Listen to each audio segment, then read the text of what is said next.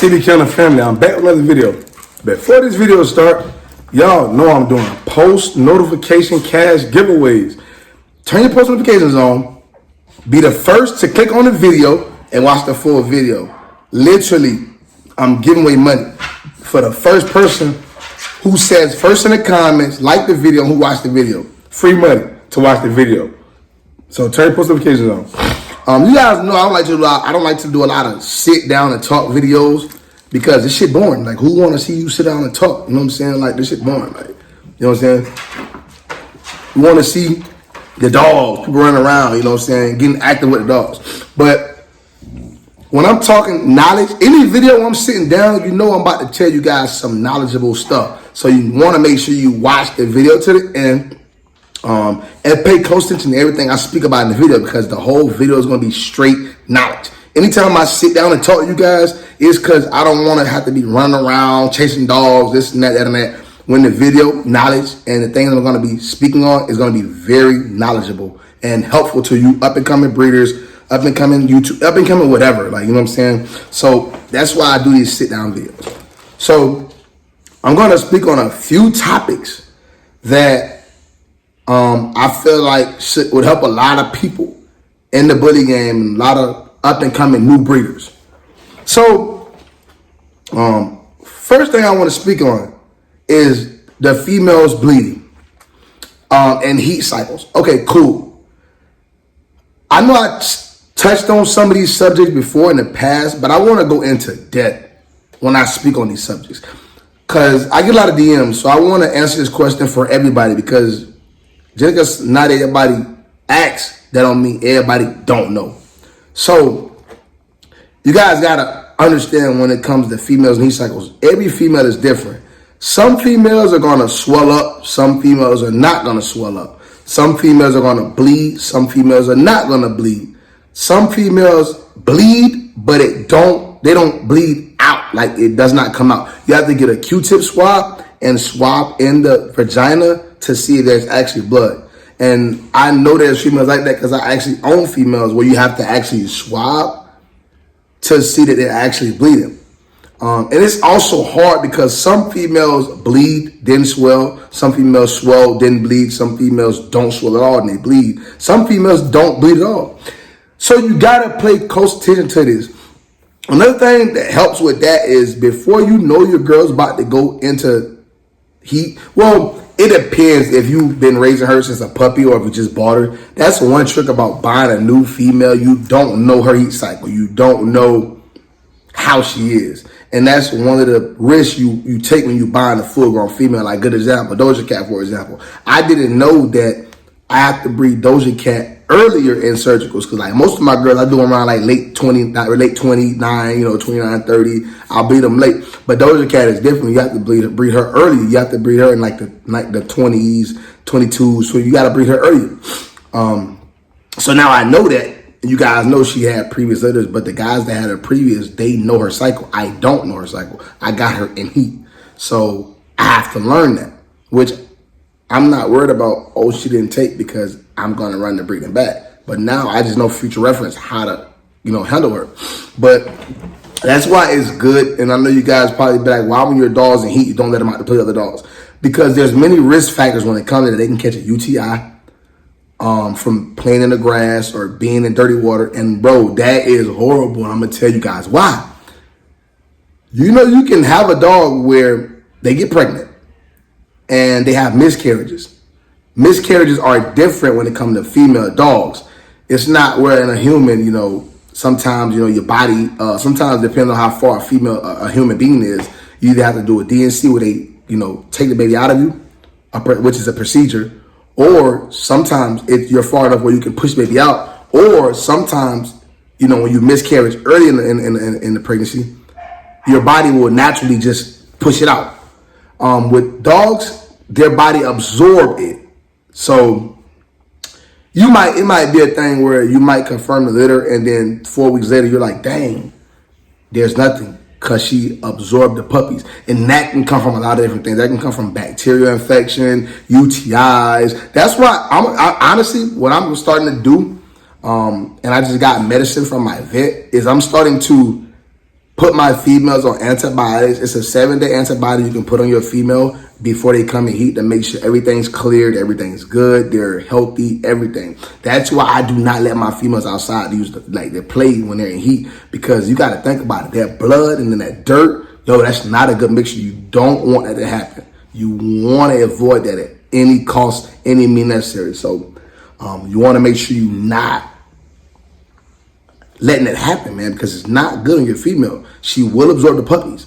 You know what I'm saying? And you wondering why, damn, like, I did an ultrasound, I confirmed her, but now the puppies aren't there. It is possible. So make sure, you got your eyes on your female. You're swabbing her. You're cleaning her vagina with wipes to make sure, you don't want to bathe them either. I don't bathe my dogs when they're in heat because, again, you don't want to put soap and you don't want all the bacteria and stuff inside their vagina when they're in heat. You don't want that to happen. That's one major topic I want to speak on, you guys. Another thing I want to speak on. I got it in my notes, you guys. So just give me 1 second. Okay, there's another great question that I want to speak on. When you're starting a camp, should I start with micros or pockets? One thing I'm gonna tell anybody that I come into contact with: do not base your camp off somebody else. You're gonna fail and you're gonna lose every single time. Do not base your camp off, oh my God, CBKENNELLS is doing his thing, I want to be just like him, I want to mimic him. No, don't do that. I don't want you to be on my level. I want you to be above me. Don't mimic me. It's okay to mimic me in a way of like running your camp the way I run mine, but wanting to do the things exactly how I do mine, don't do that, because I don't know everything. I'm not a rocket science. I'm not a veterinarian. I didn't go to school for 6 years to learn, to know everything about a dog. I don't know everything. And I let it be known in videos, I don't know everything. I even get information from my supporters because I don't know everything. So, when you start with micros or pockets, it's really up to you what I started with. I ain't gonna lie, I started with pockets. I did not even like micros. I thought they were disgusting. I thought they were ugly. And then I started to realize, like, dang, like, these are nice. They're like, pockets are bigger dogs. Micros are compact. I'm a small guy type. I'm a small dog type of guy. Like, Frenchies, they're small. Yorkies, they're small. Micros are small. Like, they're small, put together dogs that you can hold and the one arm challenge. You can hold your dog and like Doja Cat, I can hold her. I can literally hold Doja Cat up with this arm. That's how small she is. I like that. I like little dog with big dog features. I like that. That's amazing to me. That's very shocking and amazing to me. At first I was like, I'm not feeling it.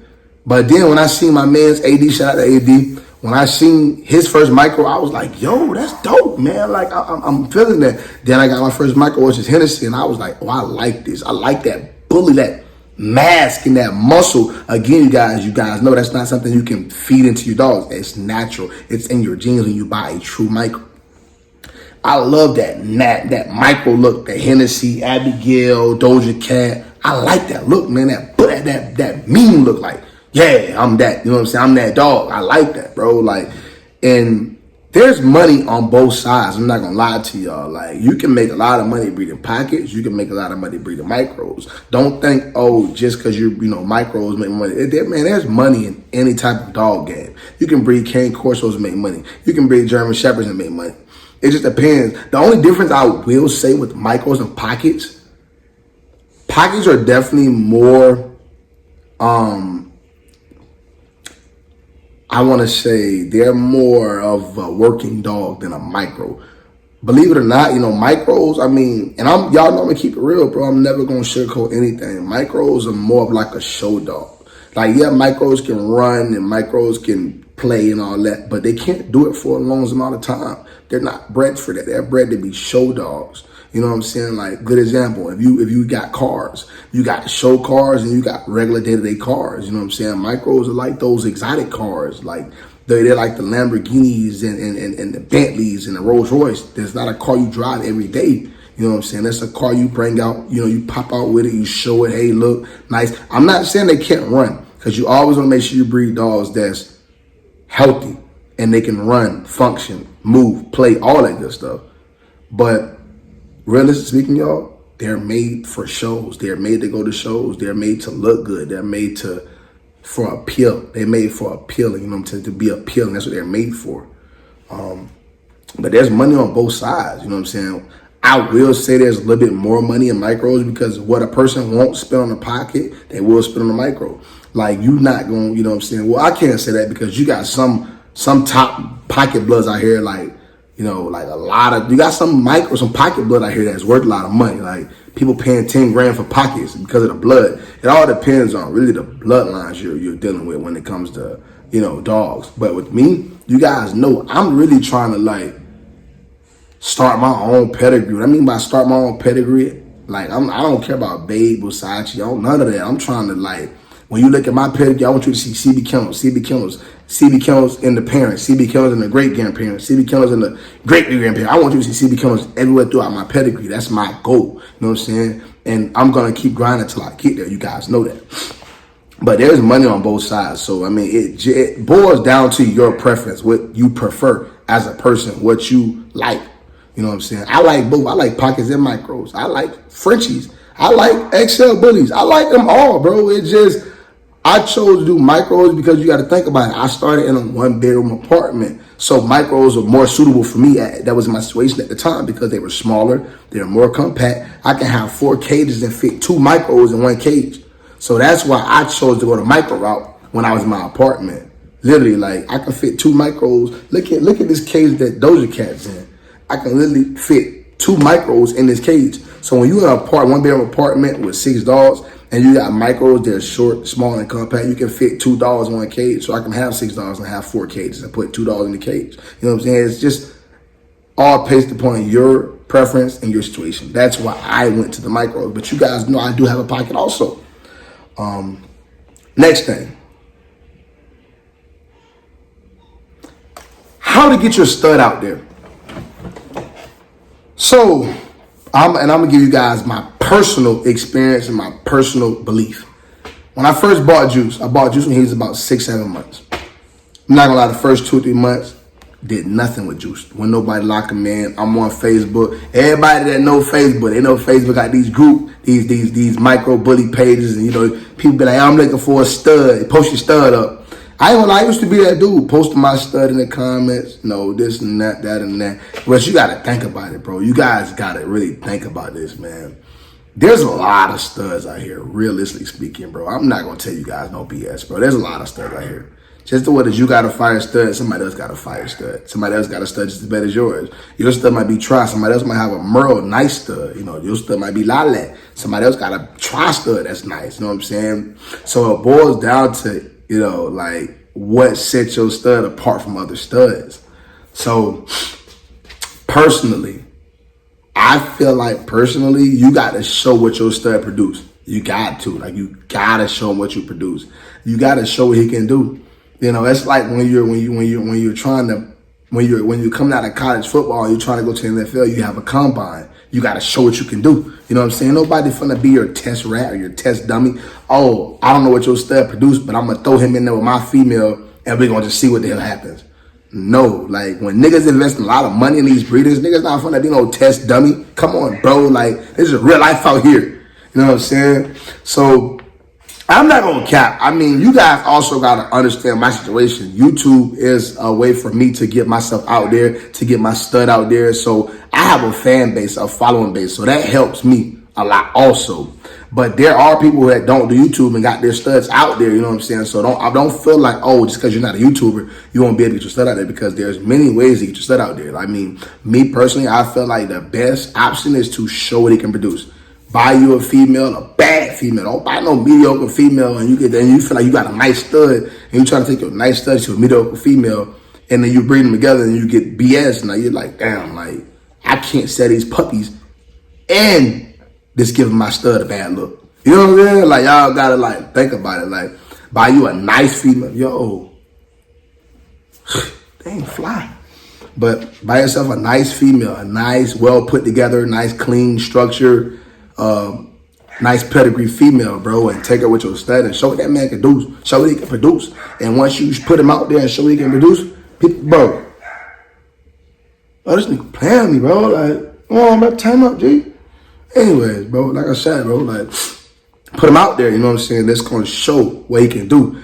When people see, because I'm not going to lie, like, when people see what he can do and what he thrown, that's going to attract them. Like, oh, wow, he do this? Oh, wow, he created that? Oh, wow, that's amazing.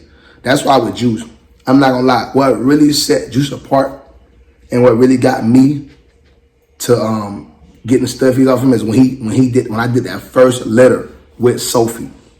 You guys, like, it set Juice out there because when they seen what Juice created, like, Juice created lilac, Juice created chocolate, Juice created blue tri. Juice threw every color, and there was only one brindle in the litter. And that was only because of her side. Juice have never thrown a brindle before, besides that one brindle dog that looked just like Sophie. Other than that, Juice have never thrown brindle. Juice done with the black dogs. Juice done with the every dog and never thrown a brindle. Besides when he was bred to a brindle.